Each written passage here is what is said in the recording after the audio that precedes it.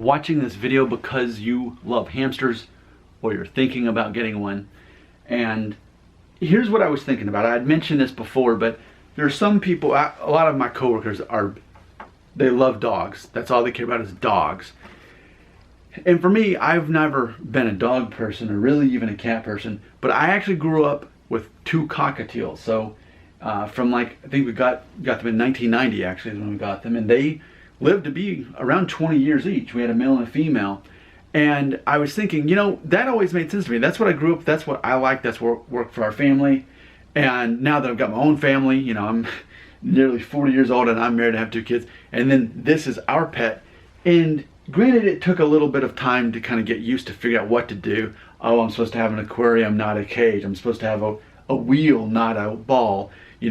Oh, you only actually have to clean the aquarium once a week and it's just this one little corner really, just where they pee. Okay, that's actually pretty easy. But I had to learn those things, and now too, he's more hand-tamed. Probably as hand-tamed as he will be, and it's at a very good level. But I was thinking, this makes a lot of sense though. In some ways, cockatiels are kind of like hamsters. They take up about the same amount of space.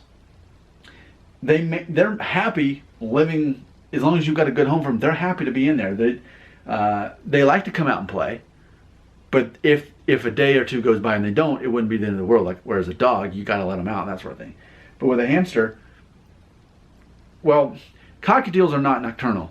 A Syrian hamster is. So unless I'm in his room talking and waking him up like I am now, to where he is moving around for the video, he's going to basically be sleeping most of the day in his little burrow that he makes from the mulch. So it's convenient because most days, where if we're out at work and the kids are out at school, we come home and after dinner, then the routine is we get the hamster out and let him play while in the midst of baths and stories and all that stuff. So it works out really good where we've had this moment every day as a family where we all come together and get involved with the hamster here. So there are similarities, again, about the same amount of space. Maintenance though, let's talk about that.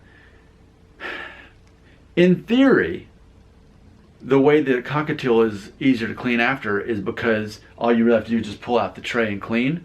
Whereas with a hamster, you do have to, I get like a glove and get all the bathroom section and refill it. It's not really that big of a deal though. With birds, they're constantly molting and have the feathers going everywhere. So that can definitely make a room messier. Whereas this, yes, some kind of falls out and I have to clean it up. Usually I just throw it back in or in the garbage, whatever is easier at that moment. But ultimately, as far as that goes, I'd actually say maybe cockatiels are going to be more clean after and that sort of thing. But I would say the sociability factor of both are pretty equal. We had a male and a female cockatiel, and the male was so eager to learn how to repeat words, and he loved learning that. The hamster loves to be able to explore, and so like I mentioned, whether it's a shoe box or whether it's some kind of cardboard tunnel, they love just to kind of explore for a little bit. Granted, you've got them in a situation where they're not going to escape, and I guess I should do a video on that in here in a moment. But I feel what I've learned is if you've ever owned a hamster, you'd probably make a good cockatiel owner. And if you've ever owned a cockatiel, you'd probably make a good hamster owner. Granted, there's some things that are different, but overall, if you like a small animal that's pretty low maintenance, that you're going to be able to handle and that's going to like to play, but is totally okay be by itself as well, then I think either one could be a good situation. I will say a hamster in itself costs what, $16, whereas cockatiels, even back in the early 90s when we got ours, I think they were close to like 70 or something. So I don't see them in pet stores that much more either.